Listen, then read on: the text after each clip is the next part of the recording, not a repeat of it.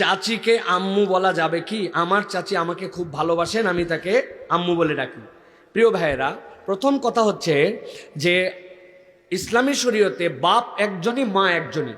সুতরাং বাপ হিসাবে নিজের জন্মদাতা বাপই বাপ, মা হিসাবে, আম্মু হিসাবে নিজের গর্ভে ধারণ করা মাই হচ্ছেন তার মা। সুতরাং বাপ এবং মা এই কথাটা কেবলমাত্র জন্মদাতা পিতা এবং জন্মদাতা তার মা তার জন্য সিলেক্টেড থাকবে।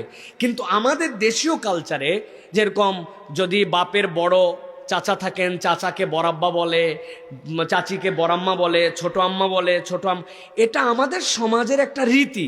এটা কেউ নিজের মায়ের মতো মনে করে তাদেরকে চাচি অথবা মা বলে না। কিন্তু তারপরেও শরীয়ত যেহেতু আমাদেরকে ব্যারিয়ার দিয়েছে, সেই হিসাবে নিজের মা ছাড়া কাউকে আম্মু বলে সম্বোধন করা যাবে না। চাচি তো আদর করবেই, খালা তো আদর করবেই, কিন্তু মনে রাখতে হবে এখানে মোহরেম এবং গায়রে মোহরমের একটা মাসালা আছে।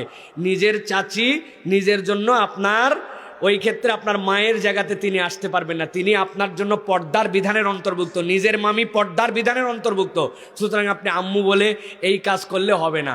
আরবের মধ্যে পালক সন্তান ছিল জায়েদ রাদিয়াল্লাহু তাআলা, যার নাম একমাত্র কোরআনে আছে। আল্লাহ এমন করেছেন যে জায়েদ যখন স্ত্রীকে তালাক দিয়েছেন, আল্লাহ নবীকে দিয়ে তাকে আল্লাহ বিয়ে করাইছেন, যে এটা যে আপনার নিজের সন্তান নয়, সমাজের এই মিথ চিরস্থায়ী ভেঙে দেওয়ার জন্য আল্লাহ এইরকম কঠোর বিধান পর্যন্ত দিয়েছেন। সুতরাং তিনি স্নেহ করবেন, আদর করবেন, তাকে আপনি চাচি আম্মা বলতে পারেন, কিন্তু নিরেট কেবল আম্মু বলে ডাকা আপনার জন্য ঠিক হবে না। আপনি চাচি যুক্ত করে বলতে পারেন।